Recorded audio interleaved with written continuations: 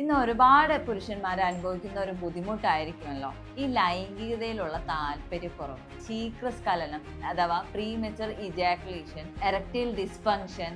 ബന്ധപ്പെടുമ്പോൾ പലർക്കും സ്ഖലനം വേഗം വരിക, ബന്ധപ്പെട്ടുകൊണ്ടിരിക്കുമ്പോൾ തന്നെ സ്ഖലനം സംഭവിക്കുക, ബന്ധപ്പെടുന്നതിന് മുൻപോ അതിന് ശേഷമായിട്ട് അമിതമായിട്ടുള്ള ക്ഷീണം അനുഭവപ്പെടുക.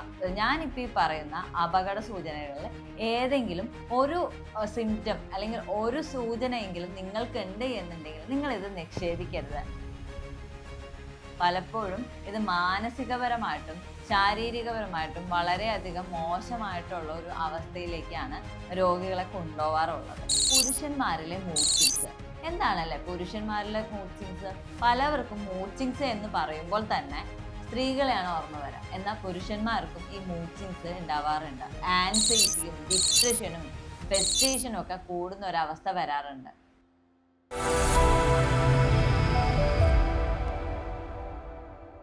Hi everyone. ഇന്ന് ഒരുപാട് പുരുഷന്മാർ അനുഭവിക്കുന്ന ഒരു ബുദ്ധിമുട്ടായിരിക്കുമല്ലോ ഈ ലൈംഗികതയിലുള്ള താല്പര്യക്കുറവ്. ഈ താല്പര്യക്കുറവ് മൂലം ഒരുപാട് ഫാമിലി ഇഷ്യൂസും ഒരുപാട് പ്രശ്നങ്ങളും നേരിടുന്നവർ ഏറെയാണ്. അപ്പോൾ OPയിൽ ഒരുപാട് പേരും വന്ന് പറയുന്ന ഒരു കാര്യമാണ് ശീഘ്രസ്ഖലനം അഥവാ പ്രീമെച്ചർ ഇജാക്കുലേഷൻ, എറക്ടൈൽ ഡിസ്ഫങ്ഷൻ, ഉദ്ധാരണ പ്രശ്നങ്ങൾ. ഇതൊക്കെ നമ്മൾ OPയിൽ സ്ഥിരമായിട്ട് ഇന്ന് കണ്ടുവരുന്നുണ്ട്. അപ്പോൾ പലപ്പോഴും ബന്ധപ്പെടുമ്പോൾ പലർക്കും സ്ഖലനം വേഗം വരിക, ബന്ധപ്പെട്ടുകൊണ്ടിരിക്കുമ്പോൾ തന്നെ സ്ഖലനം സംഭവിക്കുക, അതേപോലെ അവിടെ ബന്ധപ്പെടുന്നതിന് മുൻപോ അതിന് ശേഷമായിട്ട് അമിതമായിട്ടുള്ള ക്ഷീണം അനുഭവപ്പെടുക. ഇത്തരത്തിലുള്ള ബുദ്ധിമുട്ടുകളൊക്കെ അനുഭവിക്കുന്നവരാണോ നിങ്ങൾ? എങ്കിൽ ഈ വീഡിയോ നിങ്ങൾക്കുള്ളതാണ്. ഞാൻ doctor Sreelakshmi, senior consultant, doctor Basil's homeo hospital, Pandikkad, Malappuram ജില്ല, നടക്കാവ്, കോഴിക്കോട്. ലൈംഗിക ശേഷി കുറയുക അല്ലെങ്കിൽ ലൈംഗികതയിൽ താല്പര്യം കുറയുക, അതും അല്ലെങ്കിൽ സ്റ്റാമിന കുറയുക, ഇത്തരത്തിലുള്ള ബുദ്ധിമുട്ടുകളൊക്കെ ഒരുപാട് പേരും അനുഭവിക്കുന്നുണ്ട് ഇന്ന്. പക്ഷേ പലപ്പോഴും ഇതൊന്നും പുറത്ത് പറയാനായിട്ട് സാധിക്കാറില്ല. ഈ പുറത്ത് പറയാനായിട്ട് പറ്റാറില്ല. പലർക്കും സെക്സ് എഡ്യൂക്കേഷനെ പറ്റിയിട്ടുള്ള നോളജ് വളരെയധികം കുറവായിരിക്കും. അതുകൊണ്ട് തന്നെ ഇത്തരക്കാരിൽ പല ഇഷ്യൂസ് ഉണ്ടാകുമ്പോഴും ഇവർ പുറത്ത് വന്ന് ഇത് പറയാറില്ല. ഇതിനുള്ളൊരു ഓപ്ഷൻ കിട്ടിയാൽ പോലും ഡോക്ടറെ സമീപിച്ചത് മാറ്റാം എന്നുള്ള ഒരു അവസ്ഥ ആരും ചിന്തിക്കുന്നുമില്ല. അപ്പോൾ ഇത്തരക്കാർക്ക് വേണ്ടിയിട്ടാണ് ഈ വീഡിയോ. നിങ്ങൾക്ക് ശീഘ്രസ്ഖലനം സംഭവിക്കുന്നതിന് മുൻപോ അല്ലെങ്കിൽ ഇറക്ടൈൽ ഡിസ്ഫങ്ഷൻ വരുന്നതിന് മുൻപോ അല്ലെങ്കിൽ സെക്ഷുവലി വരുന്ന ഏതൊരു ബുദ്ധിമുട്ടുകൾക്ക് മുൻപ് തന്നെ നിങ്ങളുടെ ബോഡി നിങ്ങൾക്ക് കുറച്ച് വാർണിംഗ് സൈൻസ് എല്ലാം കാണിച്ചു തരാറുണ്ട്. അപകട സൂചനകൾ എന്നാണ് ഇതിനെ പറയുന്നത്. ഞാനിപ്പോൾ ഈ പറയുന്ന അപകട സൂചനകളിൽ ഏതെങ്കിലും ഒരു സിംറ്റം അല്ലെങ്കിൽ ഒരു സൂചനയെങ്കിലും നിങ്ങൾക്കുണ്ട് എന്നുണ്ടെങ്കിൽ നിങ്ങൾ ഇത് നിഷേധിക്കരുത്. ഇത്തരക്കാര് ഇത് ശ്രദ്ധിച്ച് ഇതിൻ്റെ പിന്നിലെ അവസ്ഥ എന്താണ്, ഇത് എന്തുകൊണ്ട് വരുന്നു എന്നെല്ലാം കൃത്യമായിട്ട് അന്വേഷിച്ച് മനസ്സിലാക്കി പരിഹരിച്ചു കഴിഞ്ഞാൽ ഒരു പരിധിവരെ നിങ്ങളുടെ ഈ പൗരുഷം തിരിച്ചെടുക്കാവുന്നതാണ്. കറക്റ്റായിട്ടുള്ള സമയത്ത് ഇത് പരിഹരിച്ചു കഴിഞ്ഞാൽ ഇത് വലുതായിട്ടുള്ള ബുദ്ധിമുട്ടുകളിലേക്കൊന്നും പോവാറില്ല. പലപ്പോഴും ഇത് മാനസികപരമായിട്ടും ശാരീരികപരമായിട്ടും വളരെയധികം മോശമായിട്ടുള്ള ഒരു അവസ്ഥയിലേക്കാണ് രോഗികളെ കൊണ്ടുപോകാറുള്ളത്. അപ്പോൾ ഇത്തരക്കാർ ഈ വീഡിയോ മുഴുവനായി ഇരുന്ന് കാണുക. എന്നിട്ട് താഴെ നിങ്ങൾക്ക് ഇതിൽ ഏതെങ്കിലും ഒരു സിംറ്റം ഉണ്ട് എന്നുണ്ടെങ്കിൽ അത് കമൻറ്റ് ചെയ്യുക. ഞാനിപ്പോൾ ഈ പറയുന്ന സിംറ്റംസ് ഒക്കെ 1-2 ദിവസം ഉണ്ട് അല്ലെങ്കിൽ ആഴ്ചയിൽ 1-2 ദിവസം ഉണ്ടെന്നുണ്ടെങ്കിൽ കുഴപ്പമില്ല. പക്ഷേ അതിൽ കൂടുതൽ ഒരു 2 ആഴ്ചയ്ക്ക് മുകളിലോ 3 മാസമായിട്ടൊക്കെ തുടർച്ചയായിട്ട് നിങ്ങൾക്ക് ഈ പറയുന്ന സിംറ്റംസ് ഉണ്ട് എന്നുണ്ടെങ്കിൽ നിങ്ങൾ പ്രധാനമായിട്ടും ഇത് ശ്രദ്ധിക്കുക. ശ്രദ്ധിച്ചതിന് ശേഷം നിങ്ങൾക്ക് എന്താണ് ബുദ്ധിമുട്ട് എന്നുള്ളത് നിങ്ങൾ കണ്ടെത്തുകയും ചെയ്യണം. പ്രധാനമായിട്ടും ആദ്യത്തെ സൈനായിട്ട് പറയുന്നത് ഈ ലൈംഗികതയിലുള്ള താല്പര്യക്കുറവ് തന്നെയാണ്. പ്രധാനമായും പങ്കാളിയുമായിട്ട് വേറെ പ്രശ്നങ്ങളൊന്നുമില്ലാതെ തന്നെ ഒരു ഇമോഷണൽ ബോണ്ടിങ്ങിൻ്റെയോ അല്ലെങ്കിൽ ഫിസിക്കൽ അറ്റാച്ച്മെൻറ്റിൻ്റെയോ ഇഷ്യൂസ് ഒന്നും ഇല്ലാതെ തന്നെ ഈ ലൈംഗിക താല്പര്യക്കുറവ് പല പുരുഷന്മാരിലും കാണാറുണ്ട്. അപ്പോൾ ഇതിൻ്റെ കാരണം എന്താണെന്ന് വെച്ചാൽ ഇവരുടെ ലൈംഗിക ശേഷിയെ ബാധിച്ചിട്ടുണ്ട് അല്ലെങ്കിൽ ലൈംഗിക ശേഷി കുറയുന്നു എന്നുള്ളതിൻ്റെ അടയാളമായിട്ടാണ് ഇത്തരത്തിലുള്ള ഒരു സിംറ്റം കാണുന്നത്. രണ്ടാമതായിട്ട് എടുത്ത് പറയുന്നത് മോർണിംഗ് എറക്ഷൻസ്. മോർണിംഗ് പ്രോപ്പർ ആയിട്ടുള്ള എറക്ഷൻസ് ഉണ്ടാവാറില്ല. സാധാരണയായിട്ട് മോർണിംഗ് ആയിരിക്കും എല്ലാവർക്കും എറക്ഷൻസ് കൂടുതലായിട്ട് ഉണ്ടാവുക അല്ലേ? പക്ഷേ ഇത്തരക്കാരിൽ ഈ ലൈംഗിക ശേഷിയുടെ കുറവ് വരുന്നുണ്ട് എന്നതിന് മുൻപായിട്ട് നമ്മളെ ശരീരം കാണിച്ചു തരുന്ന ഒരു സൂചനയാണ് ഈ മോർണിംഗ് എറക്ഷൻസ് ഇല്ലാതിരിക്കുന്നത്. സംടൈംസ് റെയർലി ഈ മോർണിംഗ് എറക്ഷൻസ് ഉണ്ടാവാതിരിക്കുന്നത് ലൈംഗിക ശേഷി കൂടുന്നതിൻ്റെ ഭാഗമാവാറുണ്ട്. എന്നാൽ അതൊരു 10% മാത്രമാണ്. ബാക്കി 80% അല്ലെങ്കിൽ 90% ആളുകളിൽ മോർണിംഗ് എറക്ഷൻ സംഭവിക്കുക എന്നുള്ളത് വളരെയധികം കുറവുള്ള ഒരു കാര്യമായിട്ട് വരുന്നുണ്ട്.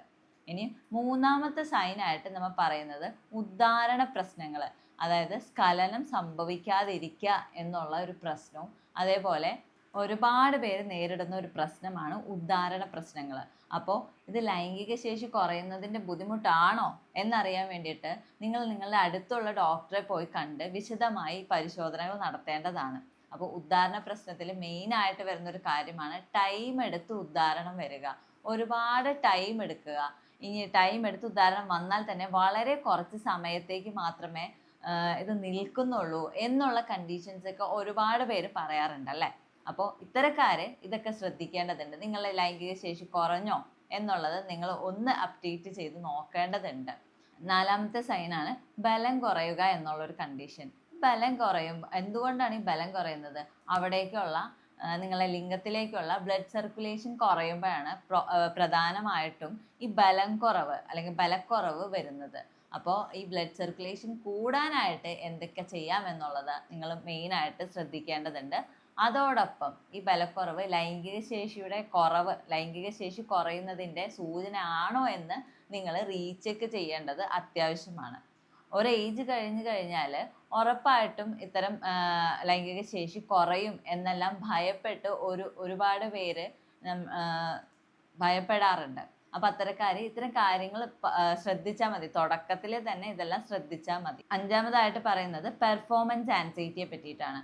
പലവർക്കുള്ള ഒരു ആൻസൈറ്റിയാണ്, ഇത് എന്നെ കൊണ്ട് കംപ്ലീറ്റ് ആക്കാൻ സാധിക്കുമോ, ഇനി കംപ്ലീറ്റ് ആക്കി കഴിഞ്ഞാൽ തന്നെ അതിലൊരു ഫുൾ സാറ്റിസ്ഫാക്ഷൻ കിട്ടുന്നുണ്ടോ എന്നുള്ള ഡൗട്ടുകൾ അല്ലെങ്കിൽ അതിൻ്റെ ഒരു ആൻസൈറ്റി കൂടുതലായിട്ട് നിൽക്കുകയും അവിടെ ഉദ്ധാരണം നടക്കാതിരിക്കുകയും പലപ്പോഴും അവിടെ കംപ്ലീറ്റ് ആയിട്ടുള്ള ഒരു സെക്സ് ലൈഫ് ഉണ്ടാവാതിരിക്കുകയൊക്കെ ചെയ്യാറുണ്ട്. ആറാമത്തെ സൂചനയായിട്ട് പറയുന്നത് ബന്ധപ്പെട്ടുകൊണ്ടിരിക്കുമ്പോൾ തന്നെ സ്ഖലനം സംഭവിക്കുക, അപ്രതീക്ഷിതമായിട്ട് സ്ഖലനം സംഭവിക്കുക.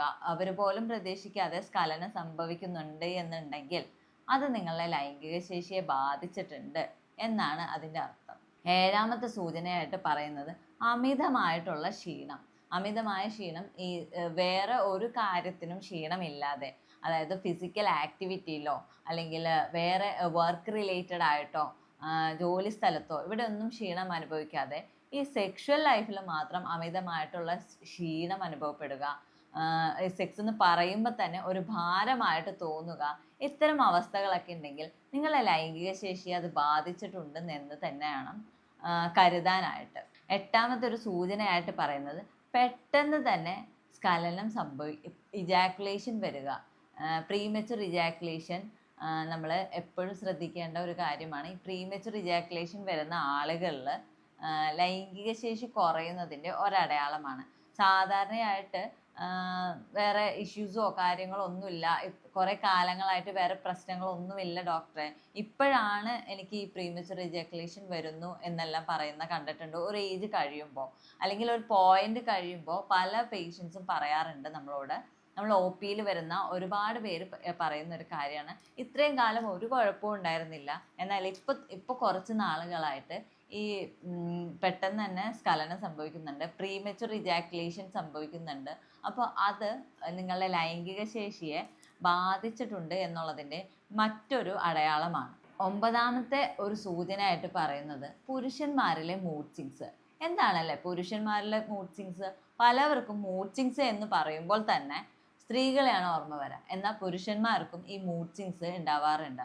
അവരുടെ ടെസ്റ്റോസ്റ്റിറോണിൻ്റെ അളവ് കുറയുകയും അതേപോലെ അവർക്ക് ഈ ആൻസൈറ്റിയും ഡിപ്രഷനും ഫ്രസ്ട്രേഷനും ഒക്കെ കൂടുന്ന ഒരവസ്ഥ വരാറുണ്ട്. അപ്പോൾ ഈ മൂഡ് സ്വിങ്സ് പുരുഷന്മാരിൽ വരുമ്പോൾ അത് നമ്മൾ മനസ്സിലാക്കേണ്ടതും അവിടെ ഇമോഷണൽ ബോണ്ടിങ് കൊടുത്ത് സപ്പോർട്ട് ചെയ്യേണ്ടതും പങ്കാളിയുടെ കയ്യിലിരിക്കുന്ന ഒരു കാര്യം തന്നെയാണ്. അപ്പോൾ ഇത്തരം അവസ്ഥകൾ വരുമ്പോൾ ഉറപ്പായിട്ടും ഇമോഷണൽ ബോണ്ടിങ് കൂട്ടുക, കൂടുതൽ സപ്പോർട്ട് ചെയ്യുക എന്നെല്ലാം ഉള്ളതാണ് ഏറ്റവും പ്രധാനപ്പെട്ട ഒരു കാര്യം.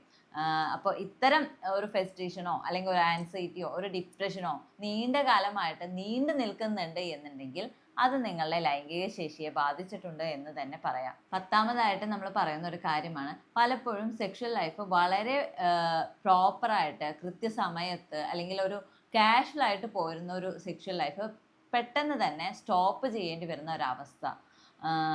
വേറെ സപ്പോർട്ടുകളില്ലാതെ ഒരു സെക്സ് എന്ന് പറയുന്ന ആ പ്രോസസ്സ് കംപ്ലീറ്റ് ചെയ്യാൻ പറ്റാതിരിക്കുന്ന ഒരവസ്ഥ. ഒന്നല്ലെങ്കിൽ പോൺ വീഡിയോസ് കണ്ടിട്ടോ അല്ല എന്നുണ്ടെങ്കിൽ ഭാര്യയുടെ സഹായം കൊണ്ടോ മാത്രം കംപ്ലീറ്റ് ചെയ്യുകയും അതിൽ ഫുൾ സാറ്റിസ്ഫാക്ഷൻ കിട്ടാതെ വരികയും ചെയ്യുന്നവർ അധികമായിട്ട് വരുന്നുണ്ട്. അപ്പോൾ അത്തരം സിറ്റുവേഷൻസ് ഉള്ളവരാണ് നിങ്ങളെങ്കിൽ നിങ്ങളെ ലൈംഗിക ശേഷിയെ ബാധിച്ചിട്ടുണ്ട് എന്ന് തന്നെ പറയാം. ഞാൻ ഈ പറഞ്ഞ 10 സൂചനകളിൽ ഏതെങ്കിലും 5 സൂചനകൾ 3 മാസത്തിലേറെ ആയിട്ട് നിങ്ങൾക്കുണ്ട് എന്നുണ്ടെങ്കിൽ മാത്രം നിങ്ങൾ പേടിക്കേണ്ടതുള്ളൂ. 1-2 ദിവസമൊക്കെ ഇത് ഇങ്ങനെ സംഭവിച്ചെന്ന് വെച്ചിട്ട് ഭയപ്പെടാനില്ല. അപ്പോൾ ഇത്തരം ബുദ്ധിമുട്ട് അനുഭവിക്കുന്നവരാണ് നിങ്ങളെങ്കിൽ വിഷമിക്കേണ്ട. ഹോമിയോപ്പതിയിൽ ഫലപ്രദമായ മരുന്ന് ലഭ്യമാണ്. കഴിഞ്ഞ അനേക വർഷങ്ങളായിട്ട് ഇത്തരം ബുദ്ധിമുട്ട് അനുഭവിക്കുന്നവർക്കായിട്ട് ആശ്വാസം പകരാനായിട്ട് എനിക്കും എൻ്റെ മെഡിക്കൽ ടീമിനും സാധിച്ചിട്ടുണ്ട്. ഹോമിയോപ്പതിയിൽ പാർശ്വഫലങ്ങളില്ലാത്ത മരുന്നുകളാണ് ഞങ്ങൾ നിങ്ങൾക്കായി പ്രൊവൈഡ് ചെയ്യുന്നത്.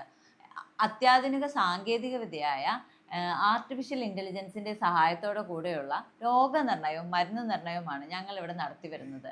കൂടാതെ ജർമ്മനിയിൽ നിന്നും ഇറക്കുമതി ചെയ്ത പൊട്ടൻസി മരുന്നുകളാണ് ഞങ്ങൾ നിങ്ങൾക്കായി പ്രൊവൈഡ് ചെയ്യുന്നത്. നേരിട്ട് വന്ന് ചികിത്സാ സഹായം നേടാൻ ബുദ്ധിമുട്ടുള്ളവരാണ് നിങ്ങളെങ്കിൽ വിഷമിക്കേണ്ട. ഓൺലൈൻ കൺസൾട്ടേഷൻ വഴി നിങ്ങൾക്ക് ചികിത്സ ലഭ്യമാകുന്നതാണ്. ഇനി നേരിട്ട് വരാനായിട്ട് സാധിക്കുന്നവരാണ് നിങ്ങളെങ്കിൽ ഞാൻ മലപ്പുറം ജില്ലയിൽ പാണ്ടിക്കാടും കോഴിക്കോട് ജില്ലയിൽ നടക്കാവിലുമാണ് സേവനം നടത്തി വരുന്നത്. സ്നേഹത്തോടെ ഞാൻ doctor Sreelakshmi, senior consultant, doctor Basil homeo hospital, Pandikkad, Malappuram ജില്ല, നടക്കാവ്, കോഴിക്കോട്.